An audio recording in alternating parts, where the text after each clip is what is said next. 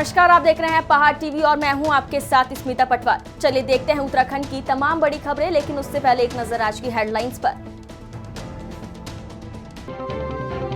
काठगोदाम चौकी इंचार्ज की गोला बैराज में डूबने से मौत, एसएसपी सहित पुलिस के आला अधिकारी पहुंचे अस्पताल। सौंग नदी में कूड़ा डालने वाले पिकअप पर नगर पालिका डोईवाला की कार्रवाई। हल्द्वानी में बंद घर को चोरों ने बनाया निशाना, जेवरात और नकदी पर किया हादसा। प्रदेश में 1 अप्रैल से 20 लाख उपभोक्ताओं को लगेगा महंगी बिजली का झटका, 30 मार्च को जारी होगा नया टैरिफ। रामनगर में लापता युवक का शव नदी में मिलने से मचा हड़कंप। होली के दिन काठगोदाम मल्ला चौकी इंचार्ज अमरपाल की गोला बैराज में डूबने से मौत हो गई थी। चौकी इंचार्ज अमरपाल सिपाही के साथ गोला बैराज में नहाने गए थे। इस दौरान वो डूब गए। अमरपाल काशीपुर के रहने वाले थे। आकस्मिक इस घटना से पूरा परिवार सदमे में है। बताया जा रहा है कि अमरपाल एक अच्छा तैराक था। इसके बावजूद अमरपाल की डूबने से मौत होने से हर कोई हैरान है। बताया जा रहा है कि शुक्रवार को अमरपाल होली खेलने काशीपुर आए थे। होली खेलने के बाद वो शनिवार को पर्वतीय क्षेत्र में होली होने के कारण ड्यूटी के लिए रवाना हो गए थे। जहाँ होली खेलने के बाद अमरपाल अपने स्टाफ के लोगों के साथ गोला बैराज में नहाने गए थे, जहां बैराज में डूबने से उनकी मौत हो गई। रामनगर में 18 माह से लापता 37 वर्षीय युवक का शव आज कोसी नदी फीडर के पास मिला। शव मिलने से परिजनों में कोहराम मच गया। आपको बता दें कि रामनगर में होली का दिन 18 माह से मनोज का शव, जिसकी उम्र 37 वर्ष थी, वो लापता था। परिजनों ने जिसकी सूचना स्थानीय कोतवाली पुलिस को दी थी। वहीं तब से ही पुलिस उसकी तलाश कर रही थी। वहीं आज पुलिस को सूचना मिली कि एक व्यक्ति का शव कोसी नदी के फीडर के पास नदी में तैर रहा है। सूचना पर कोतवाली पुलिस मौके पर पहुंची तो युवक की जाँच की गई, तो पता लगा कि युवक रामनगर के ही मोती महल निवासी मनोज का शव है, जो 18 मार्च से लापता है। वहीं उसकी मौत की सूचना पर परिजनों में कोहराम मच गया। मौके पर पहुंचे सीओ बलजीत सिंह भाकुनी ने बताया कि युवक 18 मार्च से लापता था और उन्होंने कहा कि प्रथम दृष्टया पानी में डूबने की आशंका से इसकी मौत हो गई है। वहीं उन्होंने कहा कि शव का पंचनामा भरकर पोस्टमार्टम की कार्यवाही की जा रही है। 18 मार्च से एक व्यक्ति गायब था, जिसके संबंध में कल थाने पर सूचना दर्ज की गई थी। आज प्रातः सूचना मिली कि उसकी डेड बॉडी नए नहर के पुराने नहर में मिली है, जिसमें शव को बाहर निकालकर पंचायतनामा और पोस्टमार्टम की कार्रवाई की जा रही है। जांच जारी है। कोतवाली लक्सर क्षेत्र में स्थित रेलवे फाटक के पास ट्रेन की चपेट में आने से एक महिला की मौत हो गई। महिला का नाम गीता रानी साहू बताया जा रहा है, जो हरिद्वार के देवपुरा कॉलोनी की निवासी है। पुलिस ने शव को पोस्टमार्टम के लिए अस्पताल भेज दिया है। दरअसल गीता रानी साहू लक्सर स्थित रेलवे अस्पताल में स्टाफ नर्स थी। शनिवार दोपहर को ड्यूटी से वापस लौट रही थी। तभी पुराने रेलवे फाटक ओवरब्रिज के पास लाइन क्रॉस करते समय अचानक वो ट्रेन की चपेट में आ गई। ट्रेन की टक्कर से महिला की मौके पर ही मौत हो गई। महिला की मौत की सूचना मिलते ही लक्सर जीआरपी थाने की पुलिस मौके पर पहुंची, शव को कब्जे में लिया। लक्सर जीआरपी थाना प्रभारी प्रदीप राठौड़ ने बताया कि घटना की सूचना पाकर मृतक के परिजन भी मौके पर पहुंच गए हैं। शव पंचनामा भरकर पोस्टमार्टम के लिए भेज दिया गया है। ये अभी कुछ देर पहले सूचना मिली थी कि एक महिला रनओवर हो गई है यहाँ पर। ये ट्रैक पार कर रही थी, रेलवे की महिला है, गीतांजलि साहू इसका नाम है। तो ये ट्रैक पार कर रही थी तो एक मालगाड़ी की चपेट में आ गई है, साइड लगी इसकी और ये इसकी मृत्यु हो गई है और पंचायतनामा के लिए भेजा जा रहा है। पहाड़ों की रानी मसूरी में देर शाम को अचानक मौसम ने करवट बदली और मसूरी में हल्की बारिश से मौसम सुहाना हो गया। मसूरी में पर्यटकों की भारी भीड़ ने मौसम का जमकर आनंद लिया। मसूरी में हुई हल्की बारिश से एक बार फिर तापमान में भारी गिरावट दर्ज की गई, जिससे हल्की ठंड महसूस होने लगी और लोग इस मौसम का जमकर लुत्फ उठा रहे थे। स्थानीय लोगों की माने तो इन दिनों मसूरी में पर्यटकों की भारी भीड़ है। निचले इलाकों में गर्मी भी पड़ना शुरू हो गई है। ऐसे में मसूरी में हुई बारिश से तापमान में गिरावट दर्ज की गई है और एक बार फिर मसूरी का मौसम कूल और सुहाना हो गया है, जिसका पर्यटकों के साथ स्थानीय लोग जमकर आनंद ले रहे हैं। मौसम विभाग ने अगले 24 घंटों में ऊंचाई वाले क्षेत्रों में हल्की बारिश होने की संभावना जताई है। उधम सिंह नगर के किच्चा तहसील क्षेत्र के ग्राम चुटनी देवरिया में देवभूमि महिला उत्थान समिति की अध्यक्ष हंसी बिस्ट द्वारा आयोजित कार्यक्रम में पहुंची महिलाओं ने एक दूसरे को रंग लगाकर छलड़ी मनाई और अन्य कुमाऊनी, गढ़वाली, हिंदी और पंजाबी गीत गाए। महिलाओं ने कहा कि बसंत ऋतु के आगमन से बैठकी होली मनाई जाती है और छलड़ी मनाकर बैठकी होली का समापन हो जाता है।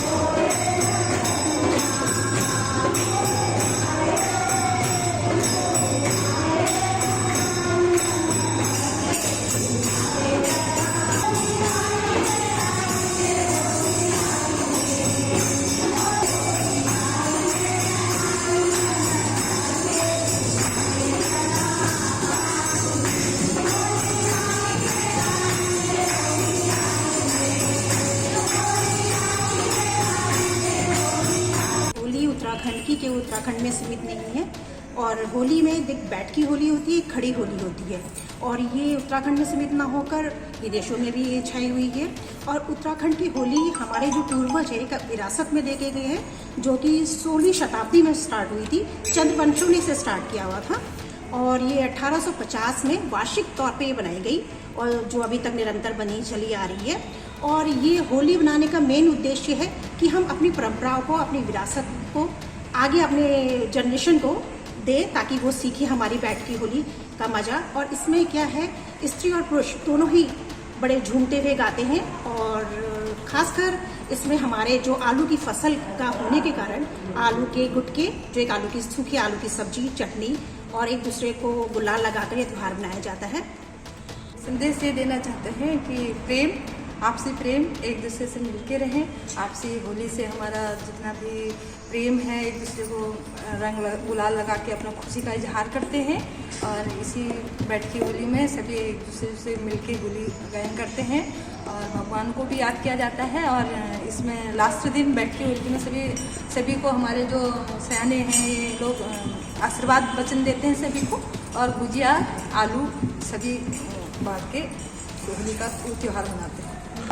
इसका आपसी प्रेम, एक दूसरे को मिलके हम जब आपस में एक साथ रहते हैं तो एक दूसरे के साथ देना ही पड़ता है, और वो भी हमारे तीज त्योहारों को बड़े प्रेम से एक्सेप्ट करते हैं, और हम भी उनके तीज त्योहार में एक्सेप्ट हो जाते हैं।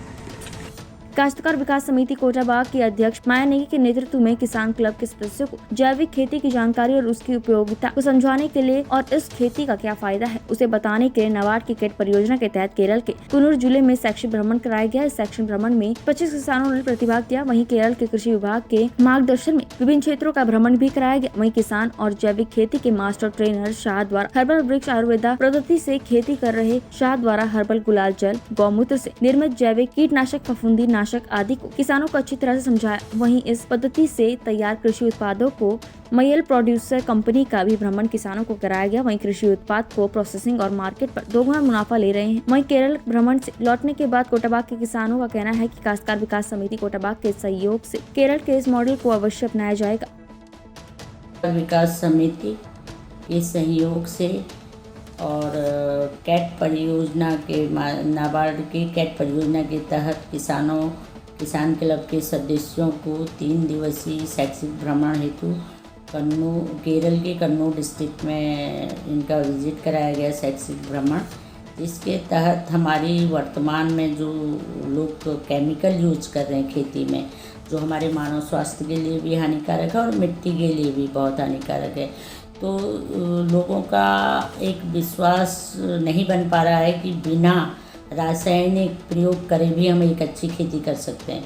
तो इनके इस मिथक को तोड़ने के लिए ही हमने ये प्रयास किया, हमारी संस्था ने ये प्रयास किया कि किसानों को ऐसी जगह पर उन्हें दिखाया जाए कि वह थोड़ा उनकी समझ बन सके कि बिना रासायनिक के भी हम जैविक खेती से अच्छा उत्पादन ले सकते हैं।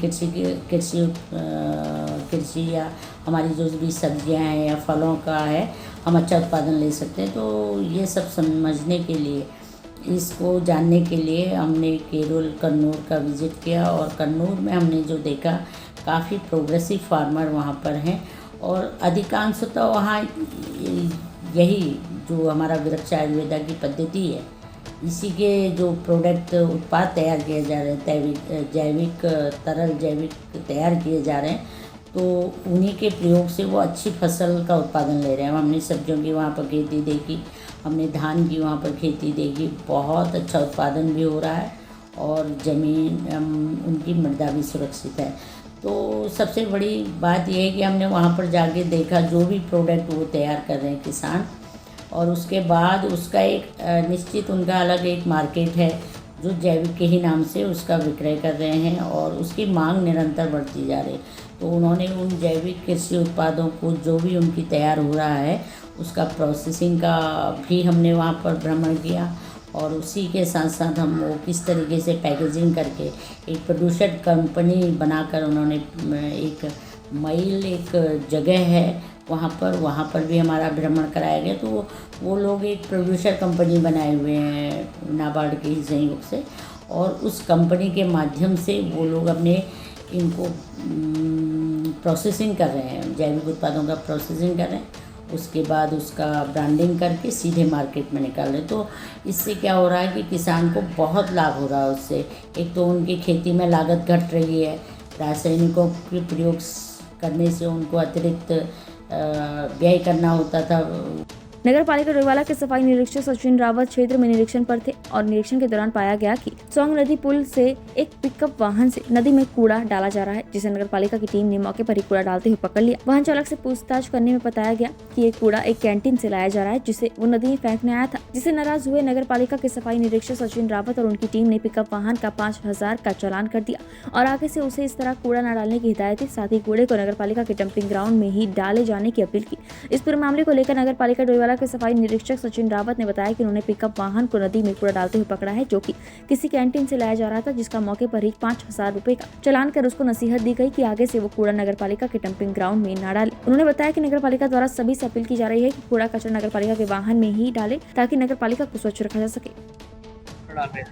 आज हम लोग निरीक्षण में निकले थे, नगर पालिका की पूरी टीम ये कूड़ा फेंकने वाले जो जगह जगह पे कूड़ा फेंकते हैं तो उनको चिन्हित कर रहे थे। उसी क्रम में अभी डोईवाला पुल से गुजरते हुए एक गाड़ी हम लोगों को कच्चे पुल पे दिखाई दी, तो हम लोगों ने इसको मौके पे पकड़ा। इसके अंदर कूड़ा था, जिसको ये कूड़ा नदी में डालने का प्रयास कर रहा था। तो मौके पे ही हम लोगों ने इसको पकड़ के इस पर 5,000 रुपये जुर्माना अंकित किया और भविष्य में से चेतावनी दी कि इस प्रकार का कूड़ा कभी भी इस तरीके से नहीं डालेगा।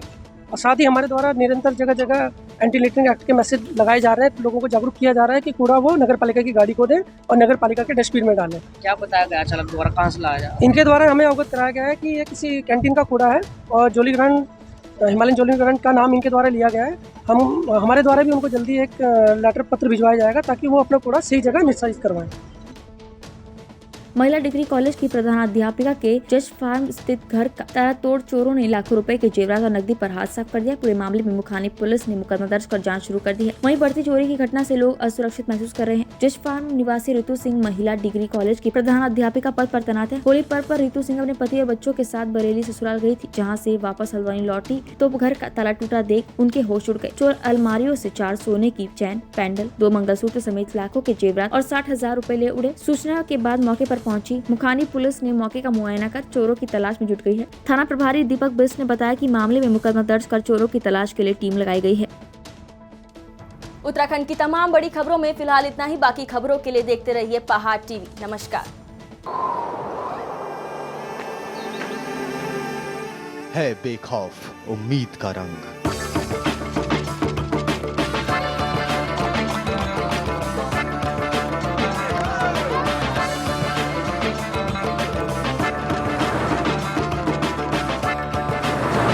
है आस्था भी।